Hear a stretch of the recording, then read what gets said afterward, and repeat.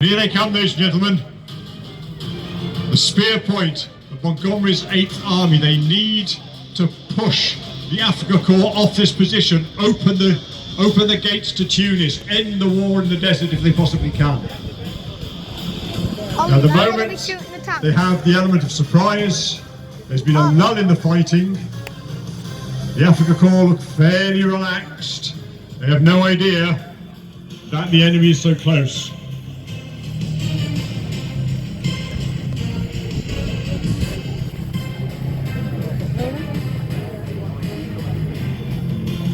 Now, despite the fighting's been going on now for years in North Africa, many of the Sherwoods have not been in combat before.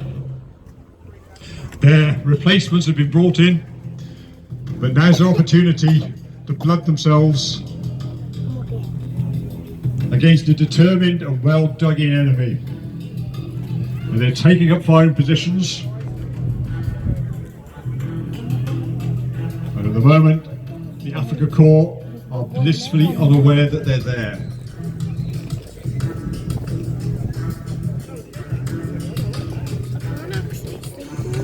Now the ship. They're not now, they are. Right. We've got some incoming fire now. Yes, some bread guns opening up, keeping the heads of the Germans down. They don't realise they've been flanked by a unit of the Sherwoods. The Sherwoods are being supported by elements of the 142nd tanks right on the field at the moment, but they know they'll be coming and they're going to get down that fire on those Germans. As you can see now, they are enfilading, they're flanking the German fire, splitting them between the support weapons, the Brens or what have you, on the far side there, and now the infantry are closing hard. There's a Sten in action there. And the Germans are retreating now. Now this is not a rout, ladies and gentlemen, this is a prepared retreat. They know exactly where they're going. There is a secondary line that they're falling back to.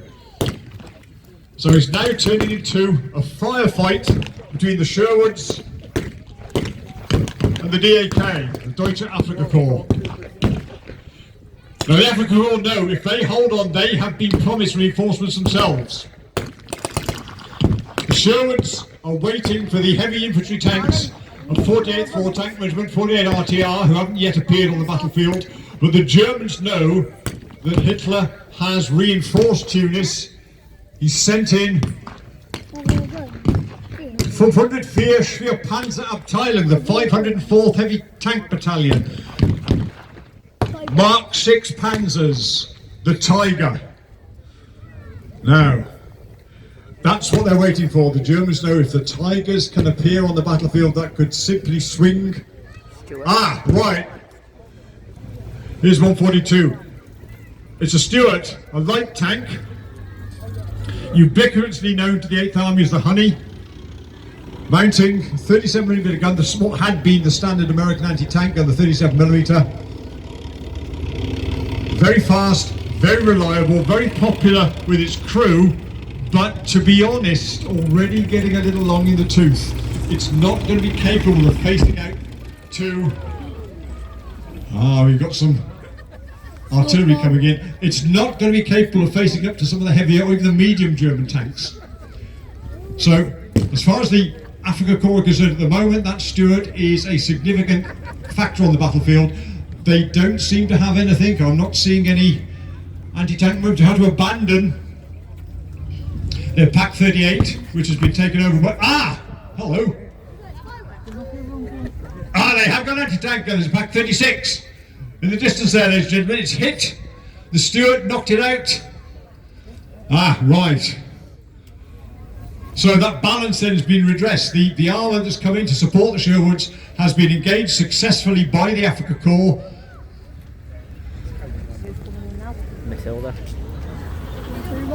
Now, we want something a little bit chunkier, and here it comes. Matilda II, the Queen of the Desert. Got the nickname fighting the Italians in the early part of the Desert War.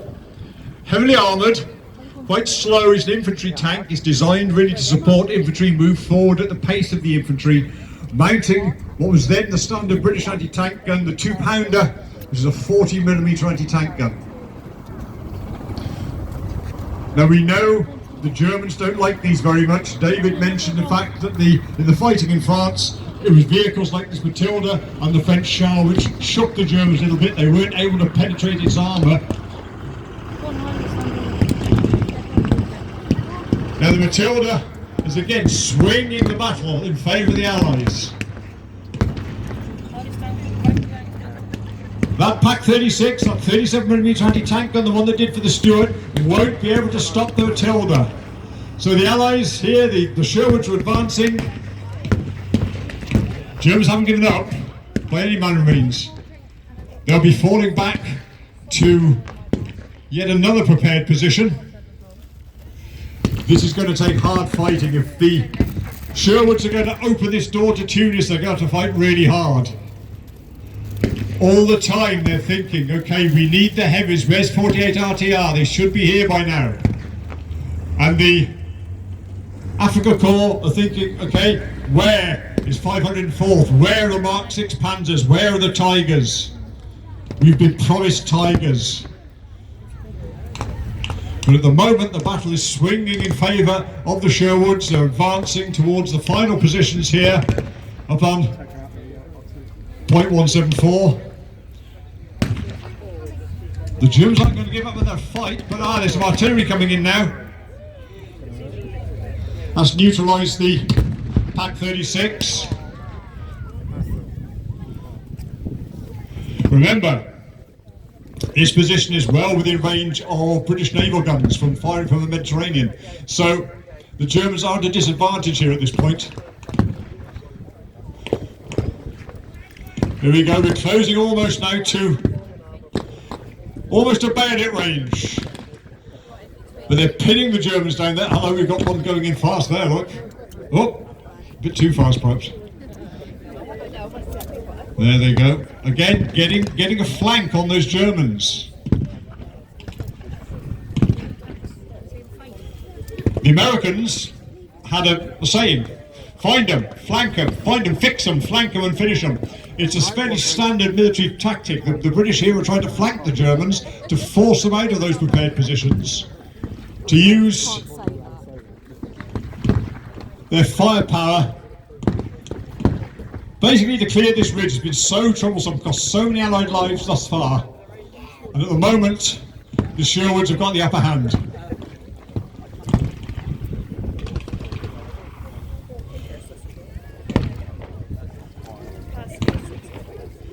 And those young Germans are thinking, where is the 504? Where are the Tigers? Why are they not here? That's true, that's true. Now, the Germans are throwing in armoured support.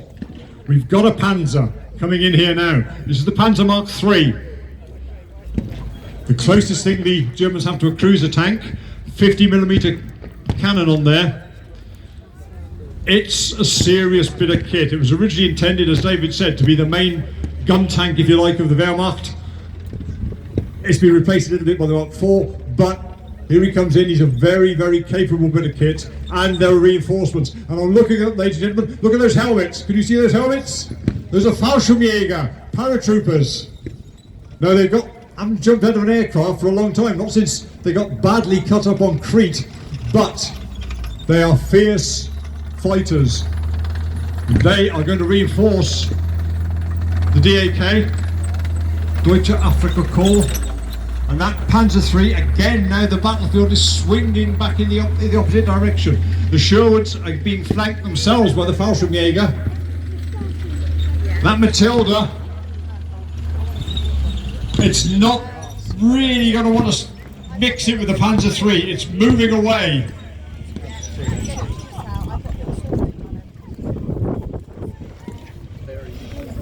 And remember, ladies and gentlemen, the initial purpose of the tank was to carry your gun safely to the enemy so that you could then use it from short range.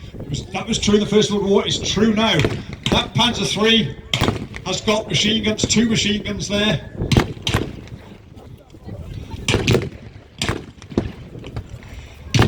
They can bring fire down on the Sherwoods. The Fallschirmjäger are proving their rather fierce reputation. These are hardened fighters.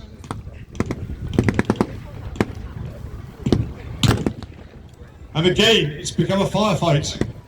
But the armour advantage is now resting with the Germans. So where is 48 RTR?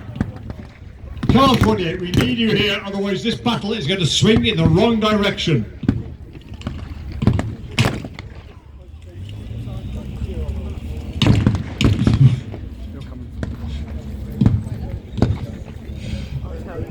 Now, the Sherwoods are having to withdraw now.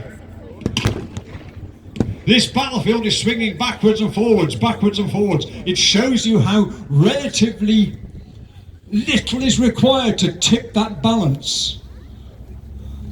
As it is, German armour reinforcements have got up to the top of the ridge before the British. The Matilda's withdrawn to safety, the Sherwoods are taking cover,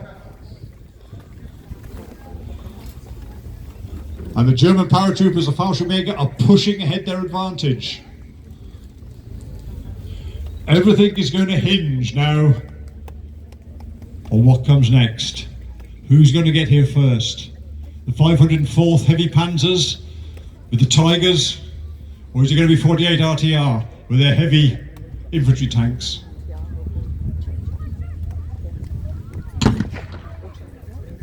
At the moment, the Germans have the advantage.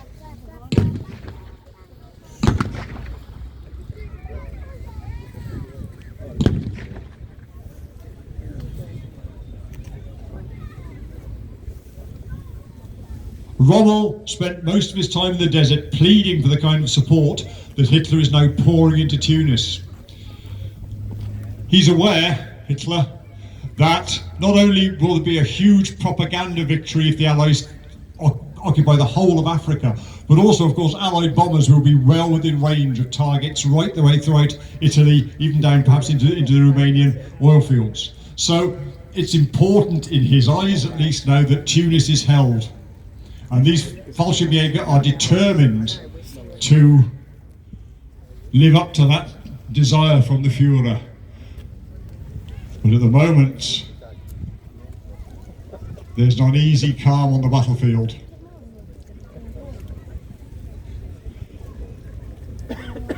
It's a waiting game. What is going to arrive first? That's what it all hinges on, ladies and gentlemen.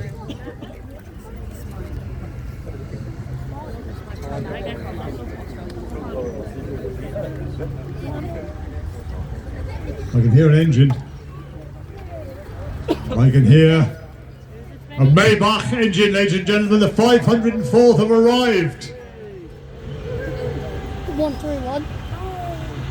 The 504th have arrived. The heavy Panzer, Panzer 6, the Tiger.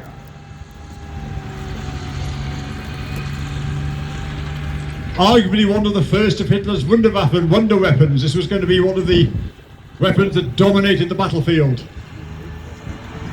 In a toe-to-toe contest in April of 1943, the Allies have nothing that can go toe-to-toe with the Tiger. That will come later on, but at the moment, the Tiger dominates the battlefield.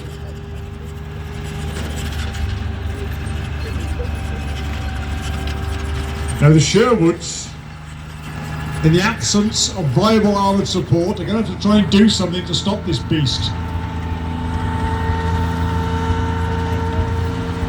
There's not much they can do. The weapons they've got in their arsenal are fairly limited. At this stage, the only infantry-launched anti-tank weapon is the so-called projector infantry anti-tank, the Piat. Rather more effective, I think, than most people gave it credit for. It was a hollow-charged weapon capable of penetrating a considerable chunk of armour plate if you hit it square on. If you hit a glancing blow, you forget about it, it just bounce off. And the Piat was spring-loaded. I'll say that again, it was spring-loaded, it wasn't a rocket, it was a big spring in there that fired the shell and it was harder to reload. You had to stand up to reload it. It was harder to reload than a medieval crossbow. So it was a one-shot weapon. That's all they've got. But some of the Sherwoods, showing admirable innovation, have moved up to the Pak 38, which the Germans have been forced to abandon in their first attack. That's a 50mm anti-tank gun. Now, none of these Sherwoods are gunners. They know how to fire a gun, but they're not gunners in the sense of artillerymen. If they can bring that into action, it might be significant. But at the moment, the Tiger is jockeying into position, getting closer and closer to the British line, and there's really not much they can do about it. Ma'am, can you record on like 115%? That 88mm gun you can see there, a fearsome weapon. Based on the Flak 88 anti-aircraft gun, huge velocity, capable of punching through. The thickest arm, thicker arm than anything of an Allied tank. Hello, he's fired. Good heavens. Wish they'd warned me when they do that. There's a huge difference. The only thing we've got on the battlefield is that 2-pounder on the Matilda, who's very sensibly choosing discretion over valour and is keeping hull down behind the hill there. Although the Tiger is capable of firing high explosive, the real threat to the Sherwoods at the moment is if it closes with them and engages with its machine guns. Because it really will be like shooting fish in a barrel if that happens.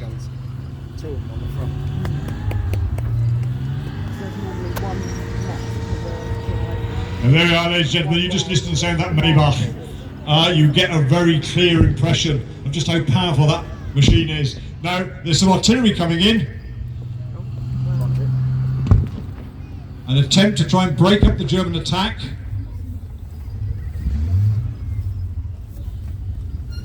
Anything other than a direct hit is probably not going to bother the Tiger too much.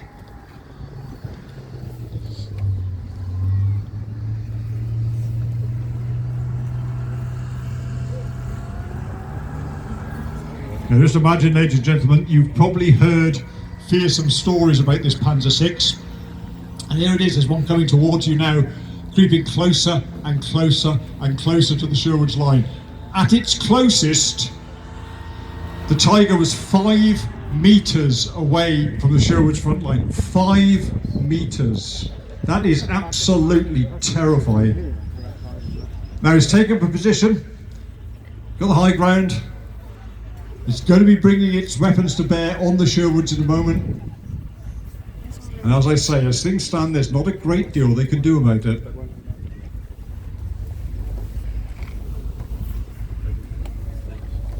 The Tiger's in no hurry. He doesn't have to be. He knows that he commands the battlefield.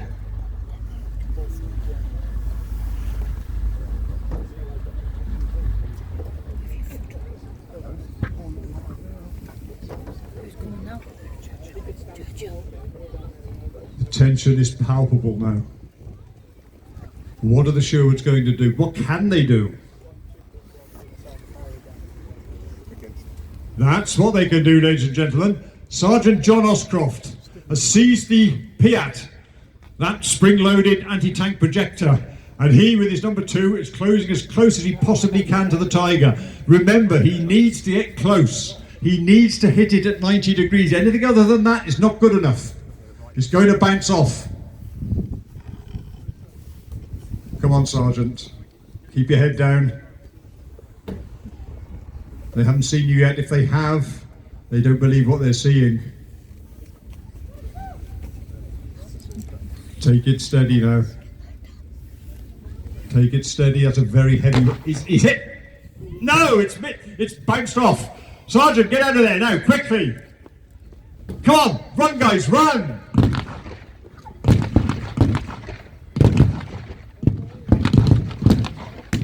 That's woken the Germans up again there. Laying fire down on the Sherwoods. Well, that was it. That was the one chance the Sherwoods had. Where is 48 RTR? They need something capable at least of surviving contest with that Tiger. Hang on. Yes, I can hear tank engines. It's a Churchill tank coming on the battlefield. Now, the Churchill is heavily armoured. It's as heavily armoured as the Tiger in many respects. The gun it's got on there is a 6-pounder, a 57mm. So we've got two heavily armoured vehicles going up against each other, a 57 against an 88. On paper, it doesn't look like an even contest. But the one thing about the Churchill is it can get itself into outrageous positions. It can climb the side of a house given half a chance. So it can position itself in such a way as to make best use of the terrain.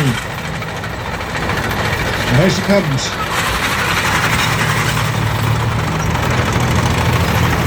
And emboldened by the arrival of 48, here comes the Matilda as well.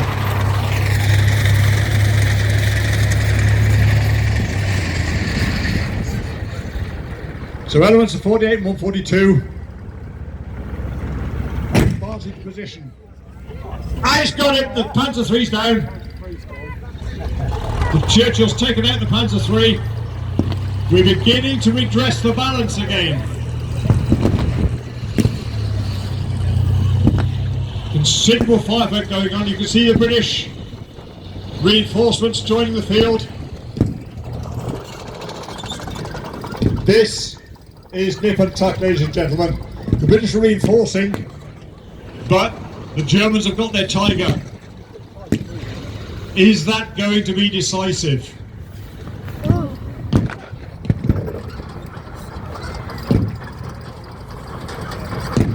Now the Matilda can suppress the Fallschirmjäger. The Churchill can at least engage, have a go at engaging the Tiger.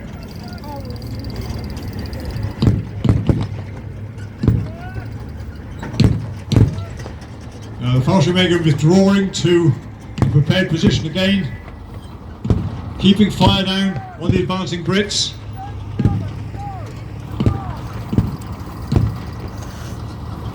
The loss of that Panzer III was significant, but they've still got that Tiger.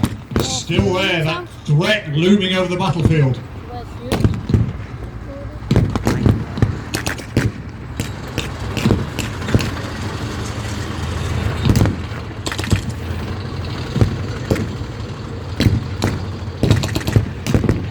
There we go. Sherwoods have got their Brens in action again.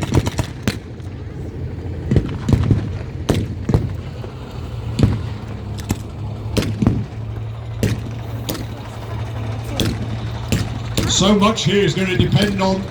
Hello. No. Hello, look, the Sherwoods. They're on the Pack 38. They're turning the Pack 38. Come on, guys.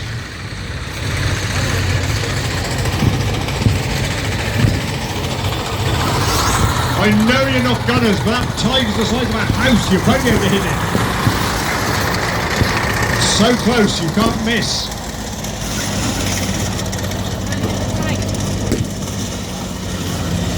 The Churchill 2 is coming round into a firing position, firing over the heads of the Sherwoods. The infantry are suppressing the Fallschirmjäger as best they can, but this is now going to rest upon whether the Sherwoods and that Churchill can deal with the beast on the hill there. A hit! They've hit the Tiger. They've hit the Tiger.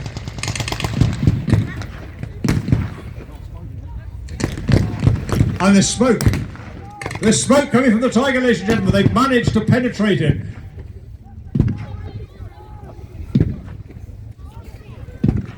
That was, I suspect, some very, very good or very, very lucky shooting from the Churchill. There we are, look at the smoke pouring out of it now. There's no sign of any crew bailing out. But the Sherwoods are pushing forward their attack. They've already reached the second line of defence.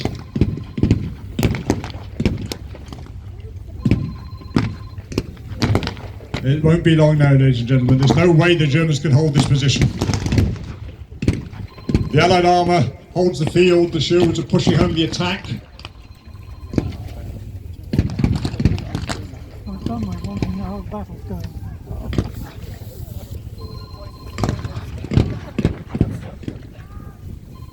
There they go, I can see a German machine gun setting up by the look of it. They're not giving up yet. But the end for them, I fear, is inevitable.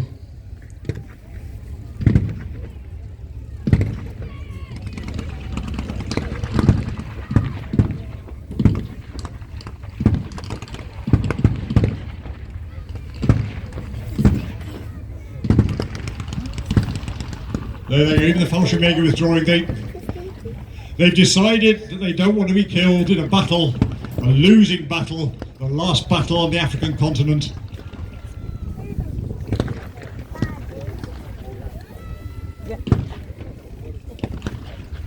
And they are quitting the field. The door to Tunis is open. It's going to be a matter of weeks only before every Axis trooper in North Africa surrenders. This was a major battle. It was a particularly bloody battle in many respects. It was throwing infantry against heavy tanks. And I think perhaps we should pause for a moment to think a little bit about what it must have been like for those young Midlanders and young Germans who find themselves fighting in a foreign land. And it gives us a chance to have another look at some very, very iconic World War II vehicles. Matilda II, Churchill, Stuart here.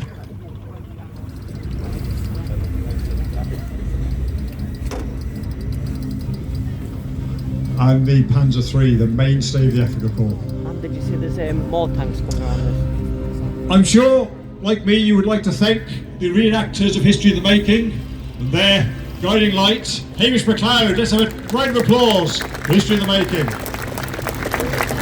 Thank you, ladies and gentlemen. Enjoy what is going on.